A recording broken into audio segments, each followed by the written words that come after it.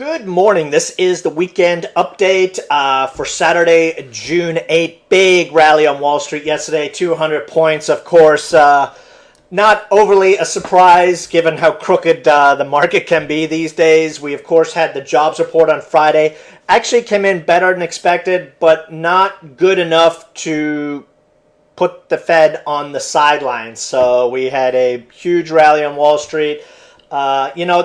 The rally was kind of set up for on Thursday. I would say the number was probably leaked yet again, given the action. We went over that in the previous video, but that's how things are on Wall Street. Even though we had a huge update, it was mostly large cap dominated. That's what kind of sucks on those large updates. It kind of forces traders to the sidelines, unwilling to chase big gap ups. But when we see large reversals like the one we saw on Friday, tends to send the smaller and mid-cap stocks nicely higher in the following days. So it should be very, very nice next week. You can see on the 15-minute chart, we had dipped underneath that bullish falling wedge and then just rocketed above the top of it.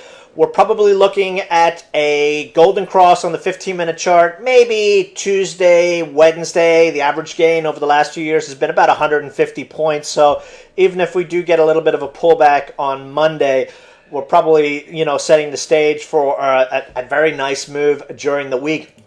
Dow transports, just as it has so many times over the last few months, dipped under the 50-day moving average for 2 days and then rocketed nicely higher again. And you recall something I've been, putting an emphasis on over the last few weeks, how these extreme negative MACD readings, that's this right here, this histogram you're looking at right here, have indicated bottoms and reversals, not just in the indices, but in stocks themselves. The actual prevalence of MACD turns this year, I don't remember it working as well as this for quite a long time, but the chart looks great. We've got stochastics dipped under 20, now breaking up above it, positive ADX cross, extreme negative MACD reversing, good buying volume, RSI up through 50, all systems go for a continuation move. And you recall on the Thursday video, I went over how this market was very much like 1995. And look, here we go again. This was the extent of our sell-off. If we actually look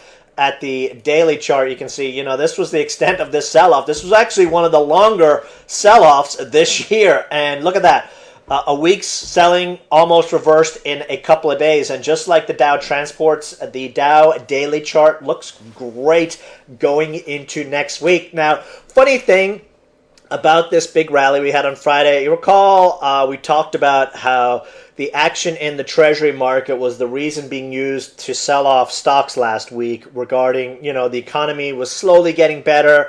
There was a sell-off in bonds and interest rates going above 4%, and you had the Fed is done crowd out and jumping into the shorting of the treasuries. Strange thing enough, big bounce back in treasuries. You can see they are chasing the TBT, which is kind of counterintuitive because the reason we were running so much in the market on Friday was that the number was good enough to keep the Fed doing what it's doing. So kind of conflicting signals here. Who's going to be wrong?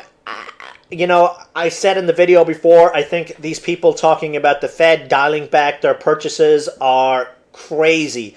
I don't see that happening for a long time, which would mean these TBT or TBD traders are going to be feeling a lot of pain pretty soon. At least that's my bet on that. Oil prices snapped back nicely, and this is something we said that we really needed to see, and we're getting close to that breakout here. Volume has started to tick up. We're looking at getting a positive MACD cross. Stochastics up through 50, so this is definitely something we need to watch in the next few days. Put-call ratio, again, at the bottom on Thursday when we were down 100-plus points, I came out and was talking about how the put-call ratio had gotten above 115, and every time we've seen that happen this year, we've seen a snapback rally in the market, especially after a sell-off. And, wow, 350 points from that indicator. And you can see we're still got some room on the CPC for some downside action. Quick mention on the Russell. I think the small caps are going to do very, very well. The small and micro cap stocks are going to do very well, I think, this summer over the next couple of months. And, it was kind of subdued on Friday, but that is pretty common when we see a large upside move. In the large caps, everything else kind of sits by, and then the next day, even if we do see a pullback in the large caps, you see the small caps really pick up steam. But anyway, let's jump into some stock plays. OCLR, optical stocks doing very, very well over the last couple of days. We tried this one on Thursday. What sucked was we got stopped out. And what does it do the next day? Blows up and hits target. That's just the way this market is right now. Pretty strong resistance here. If it's able to get above 120, could make a move to $1.30. But these guys don't make any money, and the reason it tanked was it had an ugly, ugly, ugly miss, which is probably why it's going to rally all the way up to $1.40. The one we have, ZHNE, it makes money. They're projecting to make more money this quarter. So what is the stock doing? Absolutely nothing. Got painted on the close on Friday. Looks like 95 cents is the breakout here. Breaking 95 cents, and we've got 15 to 25% upside on this one. Now, we did have a very, very nice optical winner on Friday.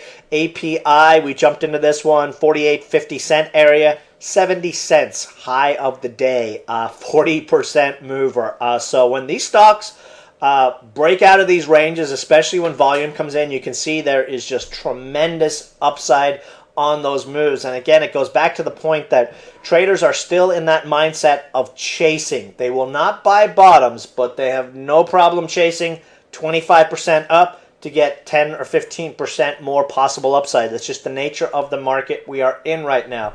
IBIO, kind of disappointing, to be honest. I expected a lot more action on this when we got a very nice 30% or so move on HEB this week, but IBIO just can't seem to break out, and probably the reason is this 4 letters here, as I've said before, AMEX.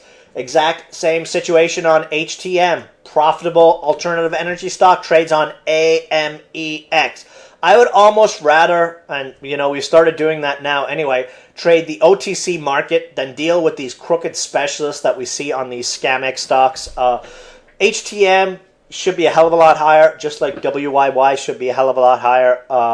This one actually might be putting at a bottom here, so 37 cents. A quick note, this market right now, I know a lot of guys, especially new traders, have a habit of just holding onto stocks for forever and a day. I would say in this market, give a play a week max. If it doesn't move within a week, you exit. If you really, really like the play, stick it in your long-term /IRAs, play it that way. Your trading account, you don't want to be sitting on shares more than a week. If it's not moving within a week, jump out. You can always revisit it if the volume comes in or if the chart gets better again, but you want to have your market working or your money working for you in this market, especially where all the action is a lot of 1-2 day moves and intraday momentum.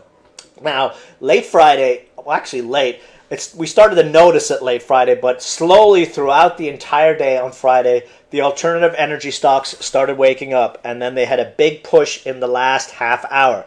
BLDP is one of them, Fuel Cell, Capstone, Plug, etc., etc. Now, these are starting to look a lot like those other very big momentum plays that we had, the shippers, the solars, where they would have big runs, pullbacks, big runs again.